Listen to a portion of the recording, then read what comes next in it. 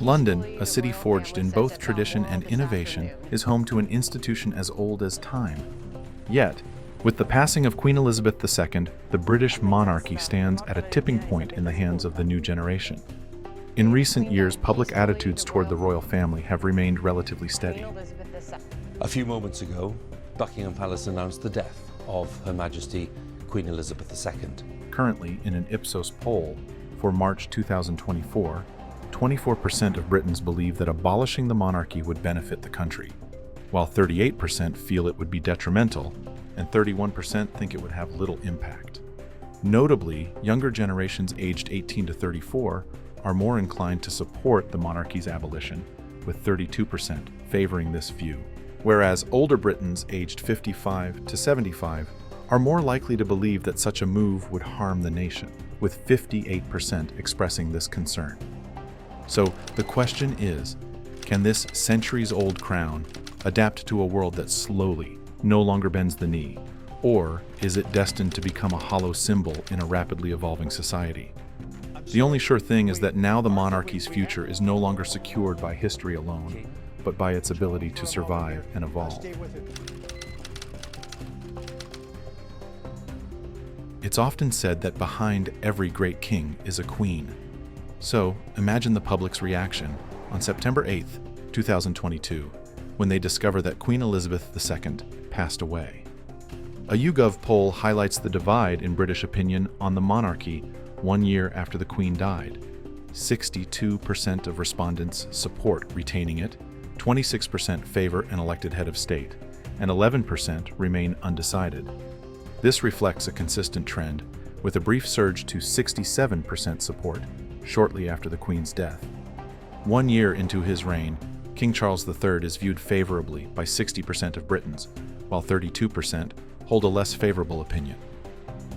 Meanwhile, among the royal family, Prince William, Princess Anne, and Catherine, Princess of Wales, are the most admired, with 72 to 74% of the public holding them in high regard. In stark contrast, Prince Andrew is the least favored, receiving only 6% positive approval from Britons. Similarly, Prince Harry and Meghan, the Duchess of Sussex, remain under public scrutiny, with just 31% and 24% viewing them favorably, respectively. In the article on the PBS News website, they stated that public support for the British monarchy has remained relatively stable over the past 3 decades, with a majority still considering it an important institution. However, this support has waned since its peak in the 1980s. A significant turning point occurred in 1992, a year Queen Elizabeth II famously referred to as her annus horribilis, due to a series of personal and public crises that shook the royal family. These events shattered the once idealized image of the monarchy, leading to a more critical public perception. Although the monarchy remains popular, it has never fully regained the unchallenged support it enjoyed in the early 1980s. Additionally, public support for the British monarchy has fluctuated over time. The divorce of Charles and Diana in 1996, followed by Diana's tragic death in 1997, caused a notable drop in support, with fewer than 30% of people considering the monarchy very important for the first time. The royal family's initially criticized response to Diana's death marked a low point for the institution. However, the monarchy's image improved in 2011 after Queen Elizabeth II's historic visit to the Republic of Ireland. It turns out that the Queen's handshake with former Irish Republican Army commander Martin McGuinness was seen as a significant diplomatic gesture because it has led to more than 40% of respondents in the British Social Attitude Survey deeming the monarchy very important. But then again, it has changed when the monarchy faced renewed challenges. Allegations against Prince Andrew led to his withdrawal from public life, and a significant rift emerged between the royal family and Prince Harry and Meghan, who eventually stepped back from royal duties and moved to the United States. As a result, support for the monarchy has reached a new low, with only 55% of people now considering it very or quite important, while 25% believe it is not at all important or should be abolished, a record high. Robert Hazel from the Bennett Institute for Public Policy, Cambridge, pointed out that the death of Queen Elizabeth II has prompted a reassessment of the monarchy's role in the United Kingdom's political landscape. As a constitutional monarch, King Charles III's powers are constrained by law and convention, and he reigns without ruling. The monarchy operates under stringent regulations set by Parliament, which governs succession rules, the monarchy's funding, and religious tests for the monarch. Their recent legislative changes include the 2013 reform, ending male primogeniture, and adjustments to the Sovereign Grant Act and Regency Acts. Also, he has already introduced notable changes, including a new approach to public addresses and engagements with Parliament. However, the monarchy's future is at risk due to potential challenges, such as Scottish independence, which could undermine its stability. Conversely, if any of the 14 other realms where Charles serves as head of state opt to become republics, it might lessen the monarchy's burden and reduce reputational risks. British royal expert Richard Fitzwilliams observes, apart from the most obvious changes following Queen Elizabeth's death, such as new banknotes, coins, or postal boxes, we are also seeing the monarchy gradually modernize itself.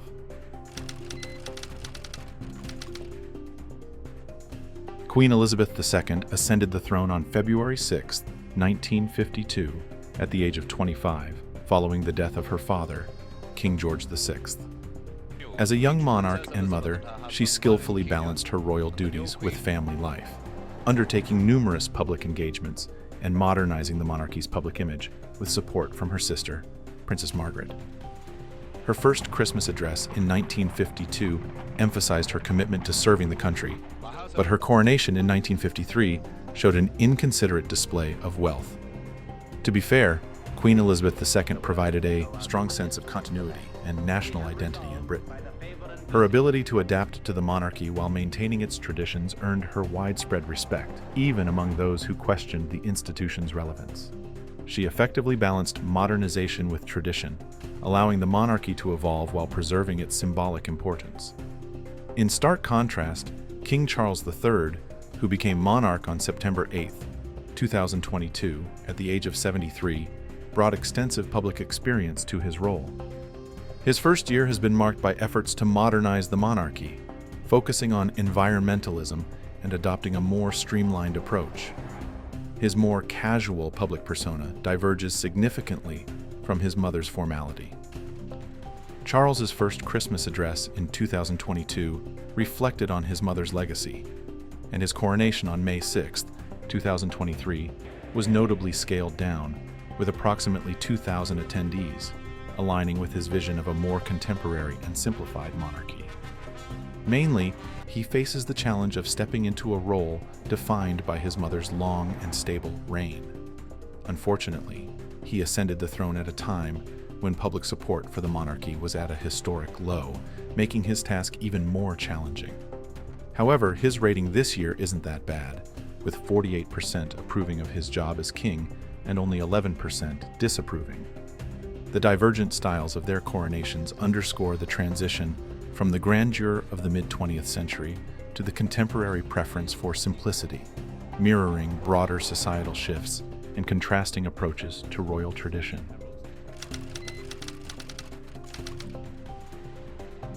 King Charles III's speech highlights several government reforms that could indirectly impact the monarchy. These include efforts toward economic stability, devolution, and constitutional changes, such as proposed reforms to the House of Lords. Additionally, the government focuses on international relations and social issues to influence public perceptions. The success or failure of these initiatives could either bolster the monarchy's role as a unifying institution or lead to increased discussions on its reform or potential abolition. Furthermore, they wanted to introduce significant reforms aimed at modernizing the monarchy and ensuring its relevance in contemporary society. Key proposals include streamlining royal duties to focus on core responsibilities, reducing the number of working royals, and enhancing transparency around the use of public funds by the monarchy. It also considers measures to ensure that any changes are accompanied by clear communication and public engagement to maintain the monarchy's relevance and support in the future. The British monarchy, long criticized for its cost to taxpayers, has seen a welcomed shift under King Charles III's reign toward a more streamlined model. The reduction in the royal household wasn't necessarily a deliberate choice by Charles, but a natural evolution, according to Fitzwilliams. Prince Andrew, the Duke of York, no longer represents the crown, and Prince Harry and Meghan have stepped down from their royal duties, he explains. This leaves the monarchy with just 10 senior working royals, including the King and the Queen, with only 4 of them under 70 years old. Essentially, with fewer royals undertaking official engagements, there is a corresponding decrease in the number of staff required, resulting in a lesser risk for controversy and a more cost-effective monarchy. Additionally, there have been significant changes in how the monarchy is funded to increase transparency and efficiency. As of April 1, 2012, the funding system for the British monarchy transitioned from the civil list and 3 separate grants in aid to a single consolidated annual payment known as the sovereign grant. This new system, which replaced the old civil list model, is designed to provide a more stable and permanent arrangement. The sovereign grant is funded by 15% of the profits from the Crown Estate's revenue. It is reviewed every 5 years, and its financial accounts are published annually. The new system also subjects the royal household to the same auditing standards as other government expenditures, with oversight from the National Audit Office and the Public Accounts Committee. There have been notable shifts in royal duties and titles as well. Prince William and Kate Middleton, previously the Duke and Duchess of Cambridge, have assumed the roles of Prince and Princess of Wales, titles once held by King Charles and Princess Diana. Camilla, previously Duchess of Cornwall, is now Queen Camilla following her coronation. King Charles has also adopted a more approachable and open leadership style, engaging more directly with the public than his mother did. His schedule is expected to be busier, reflecting his commitment to maintaining an active role despite his age. Although Charles has not made major reforms, he appears to be laying the groundwork for Prince William to drive modernization efforts when he eventually takes the throne. The prince has also been stepping up his duties, becoming more prominent as he prepares for his future role as king. His focus on environmental issues and public engagement has helped increase his popularity. Despite these efforts, the monarchy faces ongoing challenges, including declining approval ratings for King Charles and a growing wave of anti-monarchist sentiment. These highlight the monarchy's ongoing struggle to adapt and remain relevant in modern society. For example, the recent riots in the UK have intensified discussions about the monarchy's role in times of national crisis. There is a notable division in public opinion regarding King Charles III's response and the broader role of the royal family. Some individuals argue that a public address from King Charles III could foster national unity and provide reassurance. They believe the monarchy should play a visible role in addressing and mitigating unrest. Critics, such as the anti-monarchy group Republic, have expressed disappointment in the king's silence, labeling it a cowardly absence. Conversely, supporters of the monarchy defend King Charles's discreet approach, arguing that maintaining political neutrality is crucial and aligns with traditional royal roles. They suggest that the king's involvement behind the scenes, including private engagements with community leaders and support for police efforts, is appropriate. Anthony Selden and royal commentators like Sarah Hewson and Daisy McAndrew emphasize that the monarchy's response must balance compassion with avoiding the appearance of political interference. The increasing scrutiny and pressure to address systemic issues contribute to social unrest. That is why public trust in the institution is waning, as evidenced by a survey last April 2024, showing only 29% of Britons view the monarchy as very important, and 45% advocate for its abolition or deem it unimportant. The monarchy's future will depend on its ability to adapt its communication strategies, manage public perceptions, and address societal concerns while maintaining its traditional role. Since the death of Queen Elizabeth II, support for ending the monarchy has increased, with a growing desire to debate its relevance. Britain's Republicans argue King Charles is a different kettle of fish, suggesting that his reign has intensified discussions about the monarchy's future and the possibility of a republic. Graham Smith, chief executive of the campaign group Republic, says that most people see the Queen as the monarchy, but the institution's future is in serious jeopardy after she dies. Other anti-monarchists argue that the royal family is outdated and costly, challenging its role in a modern democracy. While royal officials claim the monarchy costs less than £1 per Briton annually, Republicans assert the true annual cost is around £350 million. This opposition is particularly pronounced among younger generations. Some prefer that the throne pass to his eldest son, Prince William. The YouGov poll reveals a stark generational split after the Queen's death. While 62% of the overall population supports the monarchy, only 37% of 18 to 24-year-olds share this view, compared to 80% of those over 65. Additionally, while 58% of the public believes the monarchy benefits Britain, a third of 18 to 24-year-olds express embarrassment over the institution. The good thing for the royal family, though, is that aside from a high percentage leaning in their favor, King Charles's second wife, Queen Camilla, continues to be a divisive figure, and the increasing popularity of Prince William and his wife Kate might help defend the monarchy against efforts to abolish it, both in Britain and internationally. The monarchy is often seen as beneficial for several key reasons, as explained by the Constitution Society. It provides a stable and continuous presence in the political system. While governments and prime ministers come and go, the monarchy remains a constant, ensuring that transitions, even in times of change like the 2022 succession, are seamless and uninterrupted. It also acts as a neutral figure, uniting the country through ceremonial roles without political bias and preserving national unity amidst political disputes. On the global stage, it contributes to the UK's soft power, enhancing its international image and influence.